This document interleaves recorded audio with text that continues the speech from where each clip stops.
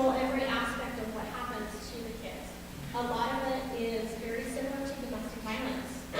So it's a very slow process, as I mentioned, unfortunately, and a lot of people don't see it happening.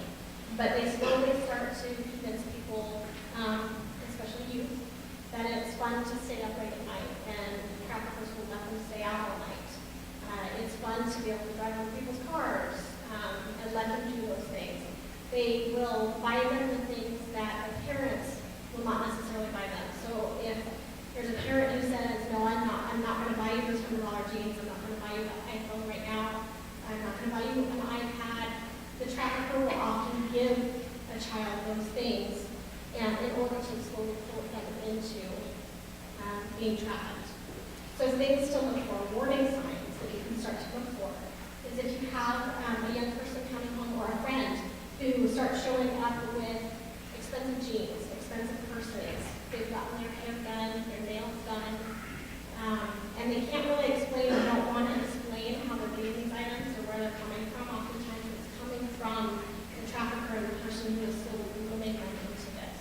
So talk to your friends, talk to your children about where they're getting these items, because that would be a very big warning sign. As Andrea had mentioned in her video, her daughter came home with a tattoo. Tattooing is very normal in this area. This is actually a picture of a young girl that was picked up in Mexico. And the trafficker actually tattooed a barcode on her to remind her how much she owed him. So if you're seeing a young person show up with strange tattoos that they usually would not choose for themselves, and they can't really explain why they've shown up with that tattoo, that would be a warning sign. Again, as I mentioned, it really is similar to domestic violence. They're controlling every aspect. They're controlling their money. They're controlling in terms of emotional abuse, physical abuse. And again, it starts with a very slow process. So it's not something that's usually happening in the beginning, but it's a slow process that turns into this abusive relationship, which is also why it is really, really difficult for victims to get out of this situation. It is something that they are struggling with constantly in terms of having a relationship, usually with the person who has trafficked them. They oftentimes have fallen in love with that person. And so it's very difficult for them to be able to walk away from that relationship. Because even though there is abuse going on, there is also an intimate relationship that they have to learn how to separate themselves from. That is why all of us up here are doing this. So, for my daughter, during her senior year at high school, my youngest daughter of 4 children, Hannah, became a victim of human sex trafficking, brought on by her boyfriend, who actually ended up being her pimp. Hannah's dad's in law enforcement. I'm a school nurse for the district.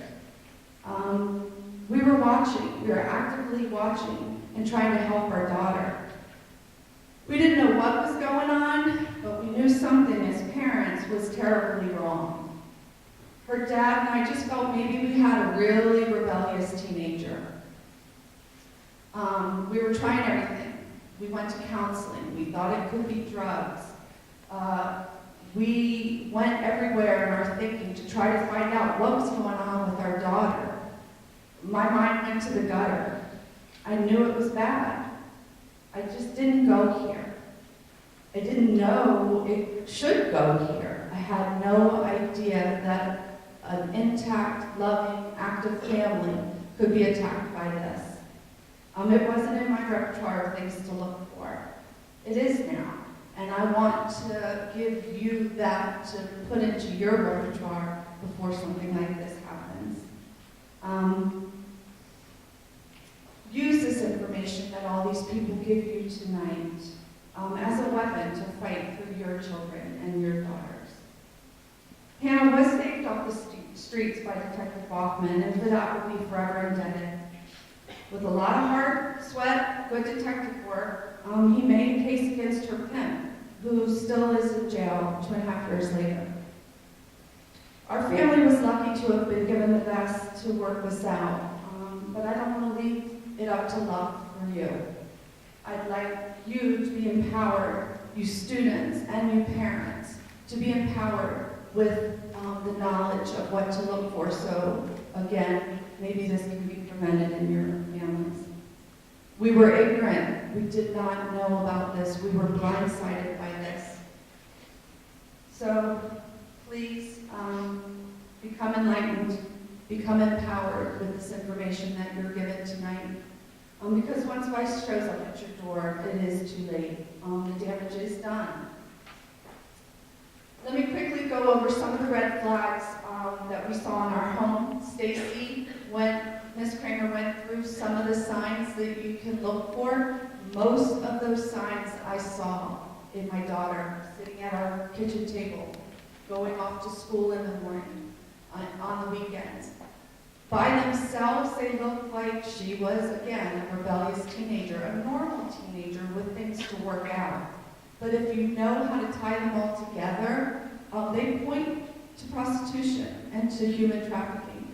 So first and foremost, low self-esteem. It somehow makes you identifiable as being a vulnerable victim. I'm going to just go over them quickly. Problems with family, school, friends, teachers. What teenager doesn't have those problems? Somehow, when these men find out that you have these problems, they know how to manipulate and twist their information that they give you against the people in your lives that could protect you. Early sexual experiences. A lot of these victims have been abused. You don't have to have been abused, though, to be vulnerable in this. You could have had early sexual experiences. You could have been raped. You could have had some kind of abuse. Somehow that makes you more vulnerable. If you see your students not going to school, not doing well in class, an older boyfriend, new group of friends, sneaking out, all these things by themselves again are just things. Tie them all together, it can point to prostitution. Rapid change in attitude. Our daughter's attitude flipped on a dime. She became abusive in her language. She became disrespectful. She didn't follow any of the rules. And this was a change for her. A change in language. Like I said, she was abusive in her language and vulgar. But she also started using terms between she and her boyfriend that I didn't understand. I had no idea they had any significance. Wifey, daddy, husband, game, on a team. Things that I would hear or I would see a text, and I did not know that those words pointed to this world. Response to vice stuff or human trafficking, they're right there in the moment. They got this whole thing, it's my daddy, it's my love, blah, blah, blah. What I get in my sex crime is a little bit different. A lot of times the girls end up at UMC, they're over in the ER and they're there for the rape kit.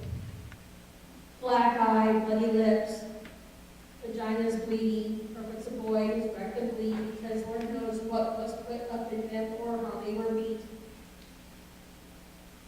They give me some off-the-wall story. Oh, he was like this guy, and I know the truth.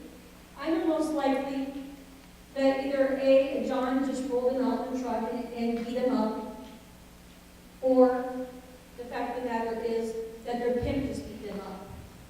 Or they didn't get paid, they got skipped out on their John, and they're going to show up at the hospital so their pimp doesn't beat them up. Another great trick is that they like to come and they actually turn the pimps into me because they know that I'm going to go arrest them. And then what happens is they go and they jump on the next pimp because it's like this whole little train.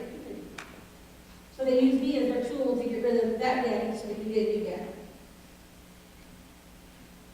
I see the effects of the sexual assault. I see the effects of the sex crime, of STDs, of the cocaine use, of the marijuana use. That little thing that's not so big because it's natural, you know, everyone does it, you can grow it in the closet, not so big. Well, it's a big issue. It's a big issue if it doesn't motivate you, or it keeps your senses so dull that you don't have common sense to take care of yourself properly. I'd say it's kind of a big thing.